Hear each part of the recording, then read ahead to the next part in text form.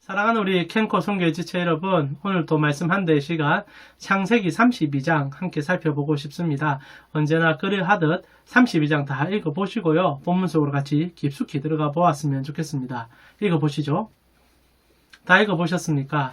32장 다 아는 얘기이기에 아마 빠르게 읽어보셨을 것 같아요. 야곱이 드디어 천사와 씨름하는 내용, 많은 설교자들이 다뤘고 또 여러분도 너무나 흥미진진하게 읽었던 아마 본문이기도 할 것입니다. 물론 오늘도 같은 내용을 다룰 수 있겠지만은 그러나 조금 더 여러분 삶에 직접적으로 연관이 있는 내용으로 오늘 본문을 함께 살펴보면서 하나님 말씀을 좀 풍성하게 잡아보시는 시간 되었으면 좋겠습니다. 제가 학부를 다닐 때 이제 고신대학을 다녔습니다. 고신대학교 이름 들어보셨으리라 생각합니다. 신사참배 문제에 저항했던 많은 우리 선배들이 사실 이제 주류권에 소속되지 못하고 밀리고 밀려서 부산에 영도까지 오게 되어서 학교를 이제 설립하게 되면서 굉장히 보수적인 신앙을 주장했던 학교죠. 저는 저희 학교를 굉장히 좋아하고 지금도 자랑스럽게 생각합니다. 그러나 학교를 다니면서 늘 의문점 하나를 가지고 있었는데 학교에 입학을 할 때 신앙으로 사람들을 이렇게 잘라서 입학을 시키는 경우가 지금은 그렇지는 않은데 제 때만 하더라도 있었다는 거죠. 신급제도라는 게 있었습니다. 이 사립학교니까 그런 제도를 허용을 해줬던 것 같아요. 지금은 막 그런 얘기 들으면 사람들이 이제 얼굴을 붉히는 얘기들이 될 것이지만 그때까지만 사회적 통념상 그것이 가능은 했던 것 같습니다. 그래서 일반 이제 신학과 관계되는 과가 아닌 일반과는 이제 학습이라는 이제 그거를 받게 되면 입학이 가능해졌고 신학과 관계되는 과들은 이제 세례를 받아야만 입학이 가능한 제도였었습니다. 그러다 보니까 학교를 가게 되면 이것이 학교인지 수도원인지 구분이 안 갈 경우가 몇 번씩은 있었어요. 특히 여러분과 이제 한 번씩 얘기를 나눴지만은 지금은 이제 그렇게 하지 않지만은 이렇게 자연과학을 공부했던 우리 학우들은 학교에서 이제 흡연 문제가 지금은 뭐 건강을 위해서 이제 금연을 하는 시대지만 그때는 신앙의 문제로 흡연과 이렇게 비흡연을 나누는 시점이 있었지 않습니까? 물론 지금도 그러하긴 하지만은요. 그때 이제 그게 좀 더 심했습니다. 그래서 학교에서 담배를 피다 걸리면 마치 고등학생처럼 반성문을 쓰고 학교 청소를 하는 모습들을 자주 보게 되었었어요. 그래서 학교가 신앙이라는 울타리를 쳐줬고 학생들은 거기에서 신앙인이라며 매우 자유롭게 자기의 신앙을 표현할 수 있는 바운더리를 허용해 줬습니다. 근데 이것이 20살이 넘은 지성의 보고라 부를 수 있는 대학에서 일어나는 일이었던 게 좀 문제였던 것 같아요. 저는 좀 비판적으로 그것을 보았습니다. 그렇게 이제 온실 속의 하추처럼 가장 중요한 시점에 학생들이 그런 교육을 받다가 세상 속으로 나아가니까 이 저항의식이 떨어지는 것을 제가 간접적으로, 직접적으로 좀 느꼈습니다. 실제로 이제 직장 생활을 할 때 그런 문제는 우리에게 굉장히 치열하게 다가오잖아요. 술과 담배 문제는 사실 굉장히 아무 문제도 아닙니다. 그와 다른 우리가 어떤 정체성으로 살아야 되는지를 고민하고 그것을 싸워서 이렇게 학교 생활을 했었어야 되는데 그 고신대학교에 있는 동안은 그것이 오히려 이루어지지 않는 일들을 제가 보게 되었다는 거죠. 실제로 가슴 아픈 것은 저는 이제 일반 대학을 다니다가 이제 고신대학을 진학을 하게 됐거든요. 그래서 그런 비판적인 시각을 좀 갖고 있었지만 학교에 있는 동안은 그런 시각을 전혀 가지지 못하는 모습 좀 보면서 안타까웠는데 아니나 다를까 세월이 좀 지나면서 학교의 이념은 기독교 인재를 양성하는 거지만 정말 기독교 인재만 양성되는 세상 속에서의 하나님의 뜻을 드러내지 못하는 아직 그런 편협적인 모습 또한 우리가 좀 보고 있지는 않는가. 물론 다 그렇진 않지만은 그런 안타까움도 조금은 있었습니다. 제가 이 얘기를 오늘 여러분과 함께 말씀을 나누는 이유는 오늘 야곱이 신앙과 그리고 삶이 분리가 되어 있는 상황을 여실없이 보여주는 장면으로 들어가기 때문입니다. 창세기 32장 전체는요, 야곱이 하나님을 믿는 신앙과 세상 속에서 자신이 살아가는 삶을 철저하게 분리시키고 있는 한 장면으로 우리를 끌어주고 있어요. 첫 시작이 이렇지 않습니까? 32장 1절을 보니까 뜬금없이 야곱이 길을 가는데 하나님의 천사들을 만나게 돼요. 자, 32장 1절과 2절을 보니까 야곱이 길을 가는데 하나님의 사자들이 그를 만난지라 야곱이 그들을 볼 때 이르기를 이는 하나님의 군대라 하고 그 땅의 이름을 마하나임은 이제 하나님의 이제 군대에 대한 군대의 복수형을 나타냅니다. 그러니까 단순하게 한두 사람, 한두 천사를 본 게 아니라 진짜 정말 군대를 만나게 된 거죠. 압도적인 장면입니다. 하나님께서는 언제나 그의 백성이 그의 땅에 진입을 할 때 이 천사들의 모습을 통하여서 하나님의 성소에 들어옴을 깨닫게 해줄 뿐 아니라 나아가 너희를 돕는 군대가 세상보다 크다는 것을 가르쳐 주시는 분이시죠. 든든한 일입니다. 지금 야곱에 있어서는 그 여정 자체가 고달팠고 힘들었기 때문에 이 군대 자체는 아마 정말 자신에게 있어서 가장 큰 힘이 되는 하나의 상징적인 보험이 되었을 거예요. 근데 아이러니가 무엇이냐면 이렇게 하나님의 군대를 보았는데 야곱이 시큰둥했다는 겁니다. 뭔가 너무 당연하다는 듯이 이렇게 그 상황을 보면서 그냥 군대다라고, 물론 글자이기 때문에 야곱의 감정을 다 표현할 수는 없겠지만 정말 조금은 가우뚱할 수 있는, 천사를 만난 사람이 정말 이런가? 여러분, 여호수아 장군만 하더라도 이렇게 여리고성에 들어가기 전 진입을 할 때 마하나임, 하나님의 군대를 보게 되거든요. 그때 너무 놀라서 이제 물어봅니다. 당신은 누구 편입니까? 그때 이제 여호와의 사자가 난 누구의 편도 아닌 하나님의 사자다. 그때 이제 여호수아가 엎드려지죠. 그죠? 하나님의 군대 사자가 이렇게 얘기하지 않습니까? 네 신을 벗어라. 그런 감동적인 장면들이 몰사가 되는데 이 야곱에게는 그럴 게 없어요. 그냥 천사들이 있으니까 있네, 도와주네 하고 들어가는 겁니다. 근데 이게 정말 야곱이 그럼 신앙이 좋아서 와, 그런 것이 너무나 당연한 인물인가? 그게 아니에요. 조금 더 가다가 이제 국경선 앞에 딱 서니까 야곱이 갑자기 꼬꾸라지기 시작합니다.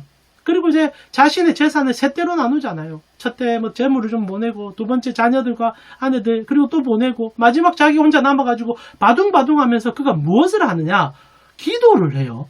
이게 이제 희한하다는 겁니다. 무슨 기도를 하느냐? 뭐 기도 장문이 좀 길긴 하지만 마지막 부분이 11절과 12절을 제가 읽어드리겠습니다.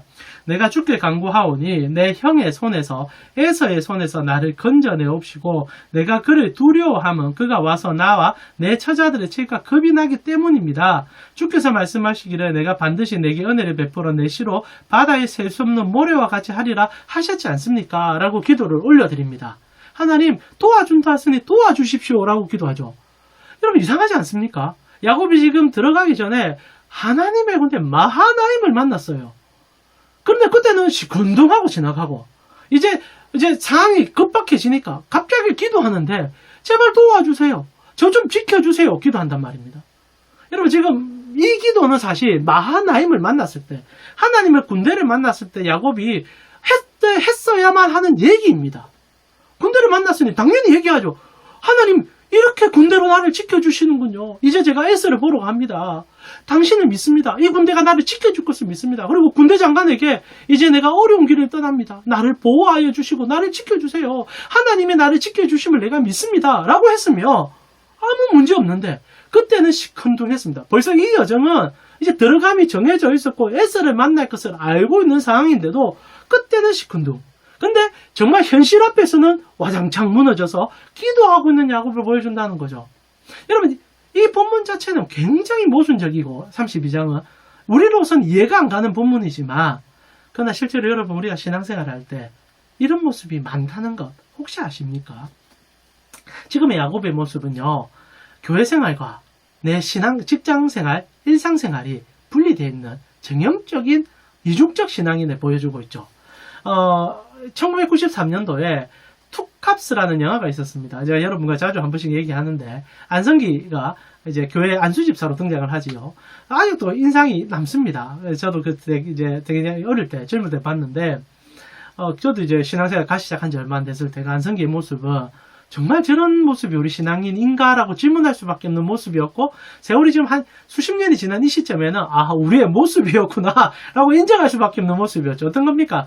안성기가 부패경찰로서 자기 마음대로 착폭리를 취하면서 그리고 정말 나쁜 짓은 골라서 다 하는데 교회만 가면 회개하고 용서를 구하고 하나님의 뜻을 찾고 그리고 11조를 정말 열심히 바치는 하나의 착실한 안수집사로 나온다는 거죠. 그의 신앙은 교회 안에서만 효용성이 있죠. 그리고 자기의 직장인 그 형사과에서는 아무 효용이 없는 오히려 세상을 더 탐하는 인물로 등장을 하고 된다는 거죠. 오늘 야곱이 그렇습니다. 하나님 품에 있을 때는 그것이 너무 당연한 듯이 여기고 그러나 삶 속에서는 하나님의 도움을 받지 못해서 전전긍긍하고 그래서 오늘 여러분 본문에서 기도는 하는데 어떻게 합니까? 수단과 방법을 가리지 않아요. 얄팍해요. 먼저 재물 보내고 그리고 자기가 좀 덜 사랑하는 자녀들 아내 보내고 라헬을 보내고 그 다음에 레아와 그 아들을 보내고 와 이중적이고 못됐고 그리고 얼마나 계산적인지 모릅니다. 이것이 오늘날 그리스도인들 삶 가운데 너무 많이 보여주는 모습이 아닌가라고 씁쓸하게 느끼는 장면이기도 하죠. 하나님의 군대가 우리를 돕습니다. 그 상황을 우리가 눈으로 경험합니다. 근데 그게 거기서 끝나요. 진짜 막닥뜨린 세상 속에서는 아무 힘을 발휘하지 못한다는 겁니다. 여러분, 진짜 신앙은요, 캠코에서 일어나는 거예요. 여러분, 교회 생활 하실 때 안수 집사님이시고 아마 교회 중직자시고 그리고 셀리더나 아마 순장으로 역할을 하실지 모르겠습니다. 그것도 중요하죠. 교회를 섬겨가는 상황이.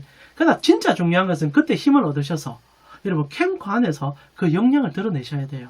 저는 여러분이 선교회를 섬겨준다는 것이 하나님의 가장 큰 복을 받는 길을 걷고 있는 것을 알아주셨으면 좋겠어요. 하나님이 진짜 원하는 것은 캠코에 있는 수많은 불신자들 가운데 꽃처럼 피어나고 있는 여러분을 통하여 하나님의 향기가 바래지기를 바라는 것이 하나님의 가장 마음입니다. 가장 절박한 마음입니다. 근데 우리가 그것을 분리시키는 거예요. 여기서는 내가 생존만을 위해서 살아간다. 돈을 벌기 위해서만 있는 것이다. 그리고 그 위해서는 거룩하게 신실하게 주님을 따르면 된다. 그러나 야곱에게 그 분리는 신앙에 아무 힘이 되지 못했을 뿐 아니라 위기 상황에서는 전혀 그에게 도움이 되지 못했다는 거죠. 그래서 하나님이 너무 답답한 마음에 야곱에게 직접 나타납니다. 마하나임 보여주고 해결했으면 되는데 안 되니까 이제 하나님이 나타나셨죠. 근데 오늘 본문의 가장 재미있는 정점, 하나님이 어떻게 나셨는가? 사람으로 오셨다는 거죠. 이 얘기는 제가 두째 때쯤입니까? 이 본문으로 설교할 때도 얘기했었는데 32장 24절에 이제 하나님과 씨름이 시작되는데 이 가장 중요한 하나님의 모습입니다. 32장 24절에 야곱은 홀로 남았더니 어떤 사람이 날이 새도록 야곱과 씨름하더라. 어떤 사람이 늘 일상에서 만날 수 있는 그 사람이 내 허리를 붙잡더라. 그리고 여기서부터 치열한 씨름이 시작되는 거죠. 이걸 중보기도다 뭐다 표현해도 괜찮습니다. 그러나 중요한 것은 지금 야곱이 무엇을 경험하는가, 언제나 만날 수 있는 일상의 누군가를 만났다는 거죠. 그리고 제가 몇 해째 설교했을 때도 혹시나 그 설교 본문이 남아있는지 모르겠는데 그때는 이 모습이 수십 년 동안, 적어도 20년 전에 에서의 모습이 아니었던가. 결국 에서를 만났을 때 그런 얘기 하거든요. 형을 보니 하나님을 배우는 것 같습니다 라는 얘기를 하죠. 어떻든 간에 일상에서 맞닥뜨릴 수 있는 사람의 모습으로 하나님이 우리에게 찾아와 우리와 씨름해 주셨다는 거죠. 그리고 하나님이 원하는 게 뭡니까? 하나님을 신뢰하여 그분 앞에 나아가는 것. 씨름은 지속이 되잖아요. 야곱은 못 이깁니다. 어떻게 하나님을 이깁니까? 여기에 신앙의 판가름이 있죠. 여러분 캠코에서 진짜 여러분이 인정받아야 되는 것은 여러분의 상사가 아니에요. 여러분의 그 사장님이 아니에요. 하나님입니다. 하나님 앞에 정직하게 서셔야 되고 하나님 앞에 그 향기를 바라셔야 돼요. 그러면 결국 하나님이 이겼다 칭해줍니다. 야곱의 이름이 오늘 본문에서 바뀌잖아요. 이스라엘. 하나님과 겨루어 이겼다. 캠코에서 하나님과 씨름하면서 그 직원들과 함께 하나님을 보여라. 이게 오늘 본문의 키워드이기도 합니다. 사랑하는 우리 캠코 선교회 여러분, 우리의 선교의 지체기에 더욱더 강하게 제가 얘기를 해드릴 수 있는 것 같아요.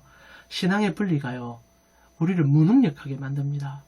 교회에서만 집사가 되시면 안 돼요. 여러분 캠코 안에서도 물론 요즘 하도 우리가 실수를 많이 해서 우리가 신앙의 모습을 드러내면 혐오처럼 보일 수 있죠. 그러니까 신앙의 어떤 모습을 보여라는 게 아니라 하나님이 추구하는 그의 길을 보여주십시오.